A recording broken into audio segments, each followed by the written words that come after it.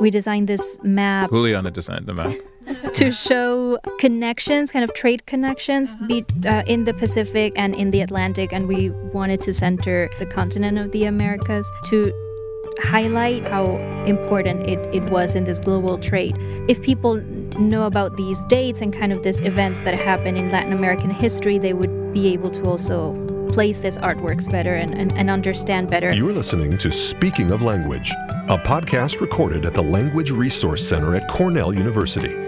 Each week, we explore a topic related to language pedagogy and second language acquisition. This week, on Speaking of Language, we learn about the Colonial Crossings exhibit of Latin American art currently on display at Cornell's Johnson Museum. Welcome to a new episode of Speaking of Language. I'm Angelica Kramer, the director of the Language Resource Center at Cornell University. And I'm Sam Lupowitz, the LRC's media manager. Today, we speak with art historians Andrew Weislogel and Juliana Fagua Arias about Colonial Crossings, an exhibition on the art of colonial Latin America at the Herbert F. Johnson Museum of Art at Cornell.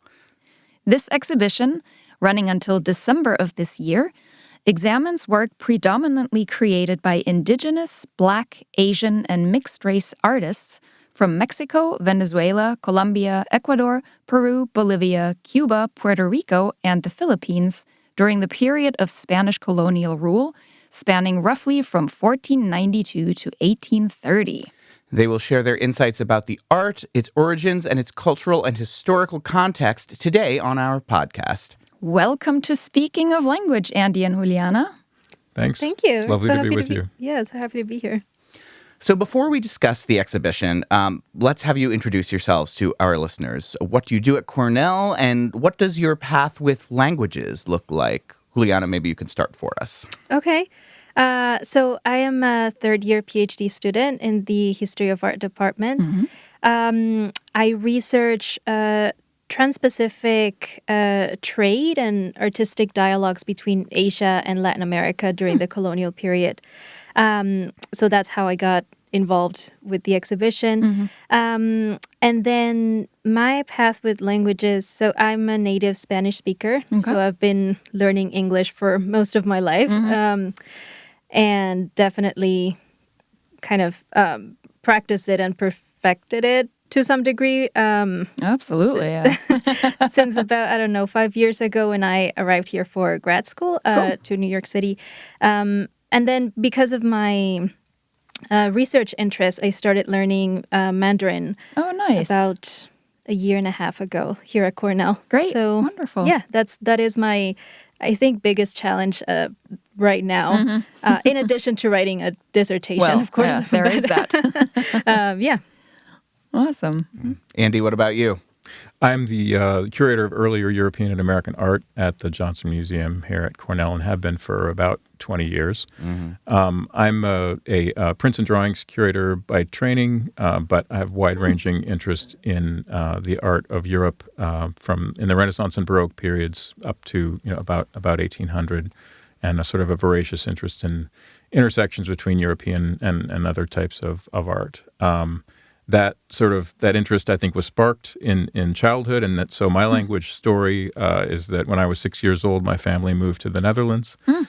So I, from the ages of 6 to 8, I spoke Dutch, and then when we came back to the States, my education proceeded, and I started French in middle school and worked on French intensively through college. Nice. Had some Latin in college.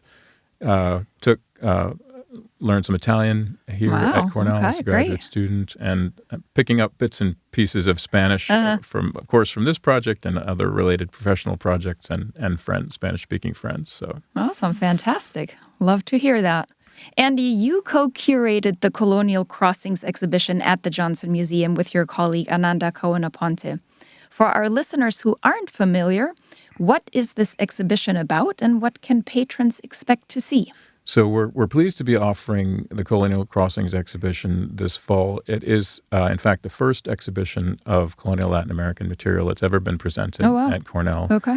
And so we really wanted to, as you said in your introductory remarks, we really wanted to provide as broad a scope of art produced in the Spanish colonies between about 1600 and 1800 as we could bring. So a wide geographical diversity of work, paintings predominantly, because that's predominantly what survives, but also sculpture, decorative arts, printed books. Nice, yeah. So that people can get a sense of the great diversity of the great stylistic diversity, but also the great sort of subject diversity and subject matter that we find from artists working in this period. Wonderful. So this is a bit of a less frequently examined time period for the art of this region. Why is that, and how did that lesser degree of familiarity for the general public with this era impact the design of the exhibition? Yes, that's a terrific question because although the field of colonial Latin American art history is longstanding and vibrant and continuing to grow, as you say, this is a period of art history. It is a type of art that is less seen in American museums, especially American museums, let's say, in the Northeast. It tends to be more frequently seen in the American Southwest, because of proximity to Latin America and, historic Spanish influence in that part of the country. But it has to do with a sort of a misconception about this type of art that we're aiming in part to combat with this exhibition, and that is that the art produced in the colonial Latin American period is somehow derivative of European models or is copied after European models in a way that is not innovative, which could not be further from the truth. There is just amazing hybridity of style, subject matter. There are stylistic tendencies and types that continue for centuries and morph and change in the colonial context where the rest of Europe has moved on to other things and they change and renew themselves and become more focused in really fascinating ways. So and certainly, of course, there's the wonderful intersection between native makers of art in various capacities and the European artists that first come across the Atlantic. So there's really so many fascinating ways to examine this work, and we really feel like it's deserving of appreciation and in our learning environment here. Oh, absolutely, yeah. So colonialism can be a challenging and loaded topic. What were some of the sensitivities and nuances that you were prepared to engage with, both culturally and historically? This is something that we dealt with extensively in the curatorial practicum or seminar that we held to prepare the exhibition. So in the spring semester, Professor Coneponte and I led a seminar in which we had 10 undergraduate students and 3 graduate students, including Juliana. And at the outset, some of these students were coming to the topic with some foreknowledge, of course. Some were coming to it new, but at the outset, we sort of delved into the question of, what is colonial Latin American art? What is the context? And we actually had discussions about, what terminology should we be using in the exhibition to describe the social, cultural milieu that we're talking about over this period. What terms should we discard? Which terms should we foreground? And in order to sort of present the complexity of the topic.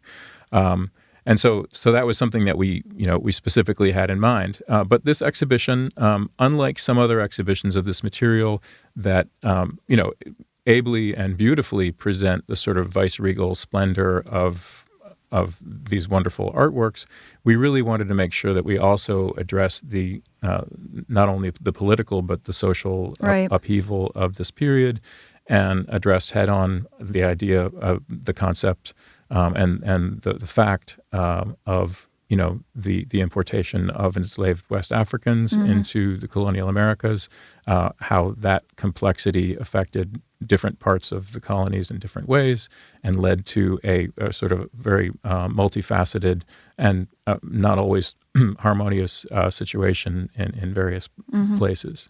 So the entire center of the exhibition is devoted to pictures and other works of art that examine the social complexity, social and racial and class-related complexity of the colonial Latin American period. Yeah.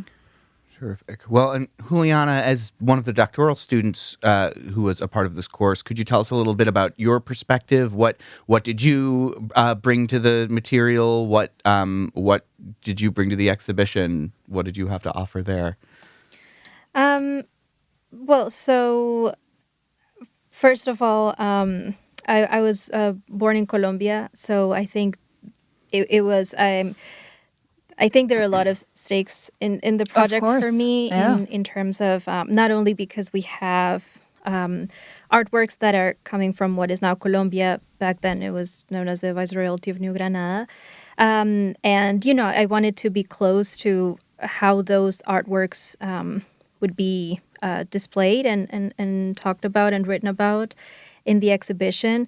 Also, my field of research is Colonial Latin America. And so I think the class as well as the exhibition offered a great opportunity to examine those terms, those concepts around coloniality in a context that, I think specifically with the exhibition, in a context that wasn't necessarily academic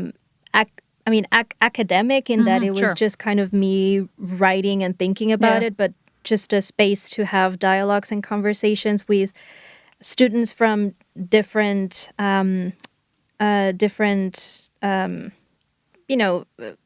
careers and some students that were younger than me, So, have those discussions. I think it was really rich. And then in the context of an exhibition and contributing to the curatorial decisions, one of the things that for me was very important was to carve out a space for Asia in the narrative of Latin America, which is often overseen. I should say that it's been more studied, and people have within the academic. Within different academic fields, people have become more and more interested in it. But compared to the transatlantic trade and to the relationships between Latin America and Europe, the Trans-Pacific world is still, I guess, understudied. Sure.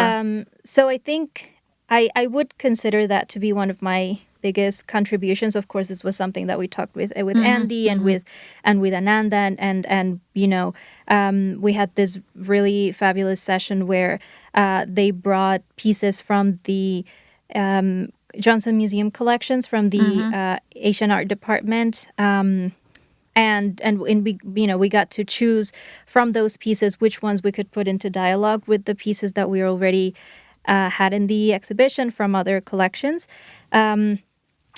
So I think this was one of the outcomes that I was most proud of, and to see in reviews or in people's comments that they are acknowledging the presence of the Philippines in the exhibition, I think it's something that makes me really excited. And I think, on the other hand, the fact that that I am a native Spanish speaker, I think was something that was also very useful in the context of the exhibition, and we were able to translate all of the text of the exhibition. The main section panels, the individual labels, all of the visuals into Spanish. Fantastic! Yeah. We know that most native Spanish speakers at Cornell will dominate English, of course, but we wanted to make the exhibition not only available to Spanish speakers, but just to give this sense of familiarity and and welcome into the museum. So that Spanish speakers knew that they had a place in the museum as well. Well, and that, of course, is something that we particularly appreciate at the Language Resource Center here. That's wonderful. So what are your favorite pieces in the exhibition, or what has had the most impact for you personally Andy, anything for you that stands out thinking about everything, the exhibition as a whole? Well, there are so many. I mean, there are over 50 works in the exhibition, and I do want to say we're incredibly grateful to our key lenders. At present, the Johnson Museum does not have a collection of this material, although we're working to address that certainly because it's an important area for scholarship and for our visitors. The Toma collection provided 24 wonderful paintings. We have several works from the Denver Art Museum and also the wonderful Hispanic Society of America in New York, which interrelate in different ways. The Toma collection works are primarily paintings or entirely paintings. The works from Denver include a beautiful silver alms box that's used to collect donations in a church. And the Hispanic Society is almost entirely what we would call decorative arts, and one sculpture, smaller three-dimensional objects, and I have a feeling, as Juliana will talk about a little bit later, some works of furniture as well, which are terrific. Yeah. That's a very long-winded preamble to telling you what some of my favorites are. Yeah. One of my favorite works in the exhibition is the Virgin of the Rosary of Chiquinquirá, which is a sort of horizontal painting of the Virgin flanked by saints, and even includes a portrait of an unknown but mysterious contemporary donor, female donor, who's all bedecked with pearls, and she's absolutely captivating.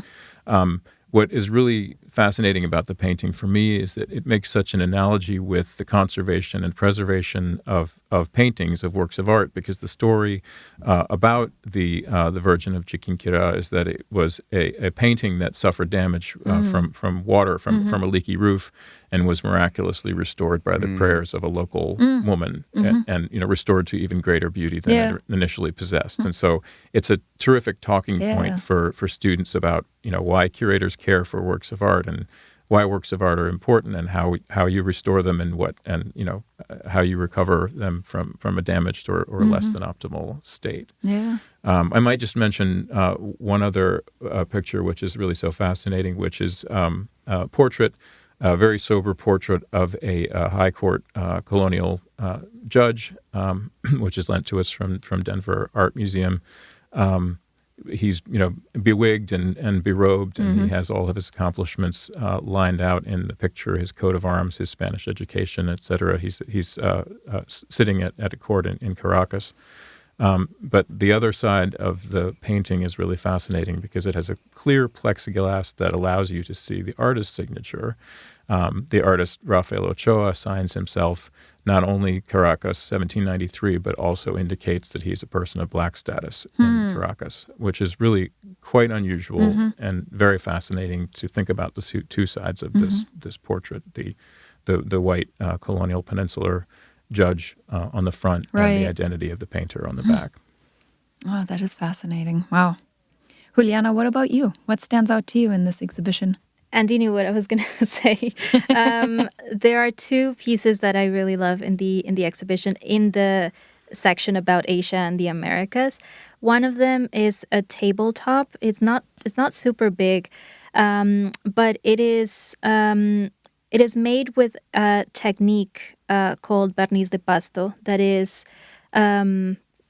local to Colombia, to southwest Colombia. So kind of close to the Andean Amazon Piedmont. And this technique, it has pre-Hispanic origins, but it kind of it became very popular during the colonial period. And it comes from a tree. So the technique is made with a resin, and it comes from a tree that's called mopa mopa, and it's indigenous to that region. And it comes from like the leaf buds of the tree. So indigenous people would harvest it, and then there was this whole very complex process to transform and color that resin into kind of stretchy sheets, and then they would cut out the images or the designs. Yeah. And sometimes they would insert gold leaf or silver leaf in it to make it kind of more shiny. So it's this technique, it's very luminous. It kind of captures light. So the surface of the table, apart from having this very complex vegetal ornaments, and also kind of you see some monkeys there and kind of animals. It also connects to European prints that were coming to Latin America. So it's this very kind of hybrid object. You have this connection to European prints. You have this indigenous technique, but also this technique was used to imitate lacquer that was coming from East Asia, because it was so popular during that time, and what people really liked about Japanese lacquer in particular, but also Chinese, is that it combined very kind of inky, dark backgrounds with gold overlay, for instance. So this contrast, this color contrast, was very appealing for consumers in colonial Latin America. So this tabletop is one of my favorite pieces. I would also like to add that I'm an art history major, and it's interesting that during my 5 years of undergrad in Colombia, I didn't really learn about the technique of barniz de pasto, and I came to really learn about it and appreciate it because there are so many collections in New York that have these objects, which might be part of the problem. I don't know. A lot of the objects might be here. I don't know. That just occurred to me. Boy. But no, the region where these technique is practiced, it's called pasto. This is a technique that's still alive and thriving. And so there are a lot of contemporary craftsmen and craftswomen working with this technique. But yeah, I just wanted to mention that I actually didn't familiarize myself with it until I got to New York. But then there's also another example of Latin American lacquerware in the exhibition in that same section. It's a writing cabinet that was made in Mexico, in the state of Michoacan, which was famous for its lacquer techniques. Again, with the intention of replicating some of the aesthetic qualities of Japanese lacquerware. But what I find most interesting about this writing cabinet is that we have the signature of the maker in the piece. Oh, wow. His name was José Manuel de la Cerda, and he was an artist of indigenous descent. And I think this is just a very unusual, thing to have on a piece of furniture, which usually, because they haven't been considered pieces of fine art, we usually don't see signatures on them. But also the fact that he was of indigenous descent is quite remarkable because, the whole guild system in Mexico was designed in a way that it would obscure indigenous and black makers in those guilds. So it wasn't that they weren't producing, and working in these workshops. Their names were just kind of systematically erased. So the fact that he was leading one of these workshops and actually working for the Vicereine of Mexico and commissioning objects for her, it's really remarkable. So I always say this, I really challenge people to go up to the piece and try to find this signature. Because, it's not super evident, but we did kind of place the object in a way that people could see it. Okay. Excellent. Very cool. So, if our listeners intend on viewing Colonial Crossings, what recommendations do you have to best engage with the exhibition? Obviously, look for that signature. Right. That'll be the first thing to do. Well, I mean, not to be pedantic, but I would say if you want a sort of like curatorial backstory on how we sort of envisioned that people would enter and circulate through the exhibition, come into the wide opening at the beginning of the gallery and head left, because then you will head right into our section about the many apparitions and varieties of the presentation of the Virgin Mary, and then you can kind of continue clockwise off to the right from there. I mean, I guess that's a sort of a directional recommendation that would set you up in the way that we pretty much intended visitors would experience the exhibition. But beyond that, I would say be prepared for objects that are quite small and require a lot of close looking. Be prepared for large scale oil paintings that make you want to stand back, not far enough that you bump into something else, but there's a lot of scale at work in the exhibition. I don't know, Juliana, what you might add to that. Yeah, I think I would add, I think people maybe tend to miss a couple of the visuals that we designed for the exhibition, and precisely maybe for people that people that didn't grow up in a Catholic household and aren't familiar with a lot of the terminology or iconography of these artworks. So I would say even before going to the Marian section, I would say to engage with the map that we have in the entrance to the exhibition. We designed this map. Juliana designed the map. To show the connections, kind of trade connections in the Pacific and in the Atlantic. And we wanted to center the Americas, the continent of the Americas, to highlight how important it was in this global trade since the late 16th century.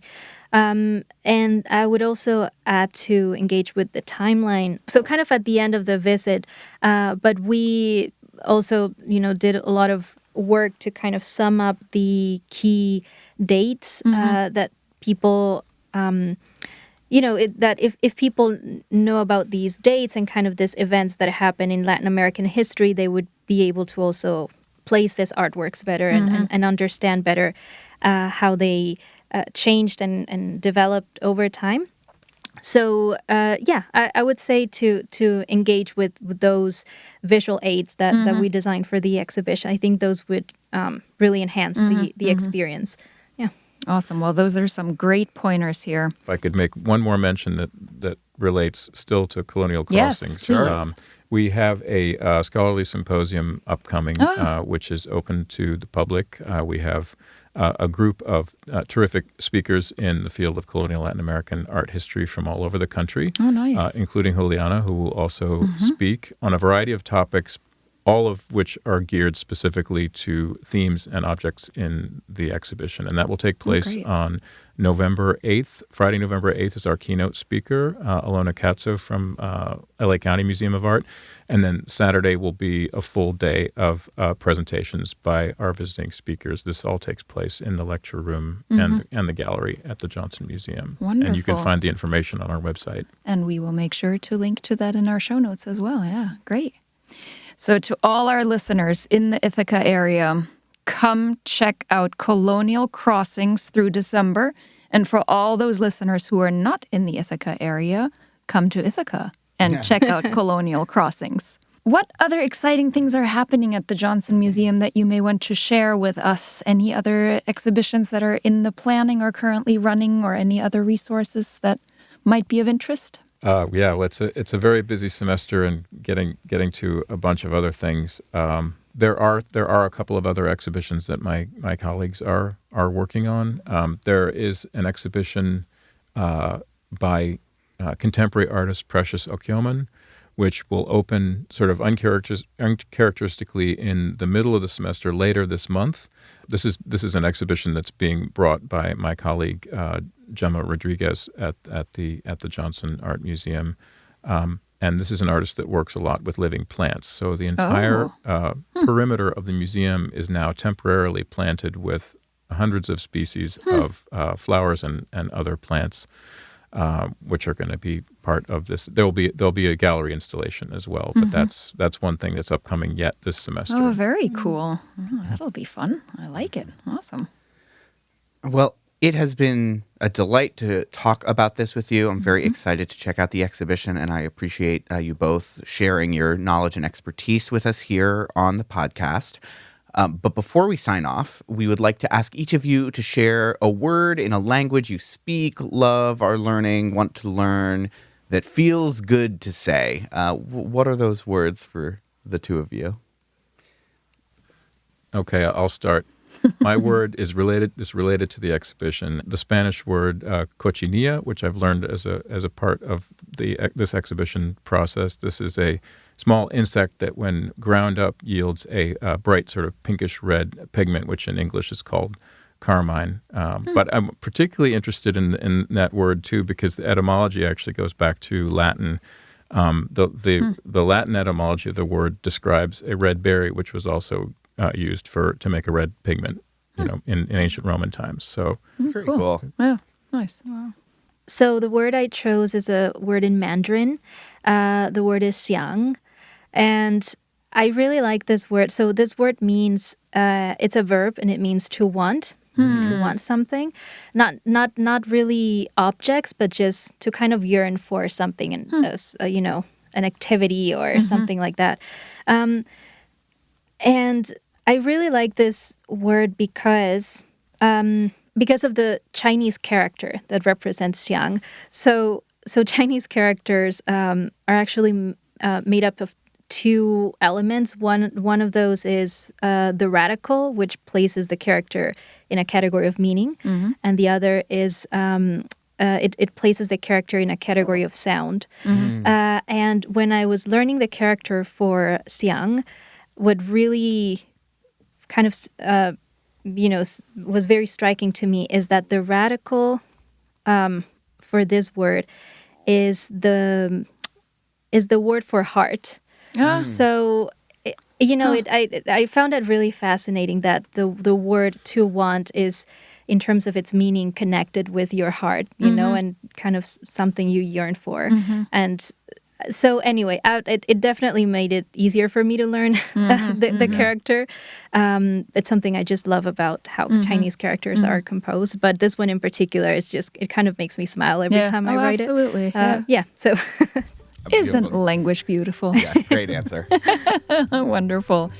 Well, thank you so much for speaking of language with us today, Andy and Juliana. Thank you. It's been such a pleasure talking to you. So nice. So much fun. Next week, we will speak with two of our colleagues about the wonders of Turkey. Until then, auf Wiederhören. The Language Resource Center is located on the ground floor of Stimson Hall on Cornell's main campus in Ithaca, New York. Check us out on the web at lrc.cornell.edu. And follow Cornell LRC on Facebook, Instagram, and Twitter. Speaking of Language is produced by Angelika Kramer and Sam Lupowitz. Recorded by Sam Lupowitz. Original music by Sam Lupowitz, Dan Gable, and Joe Gibson. Thanks also to the College of Arts and Sciences at Cornell University. As a reminder, the ideas and opinions expressed on this podcast do not reflect those of the College of Arts and Sciences or any other official entity of Cornell University. We thank our listeners, and do stay tuned for our next episode.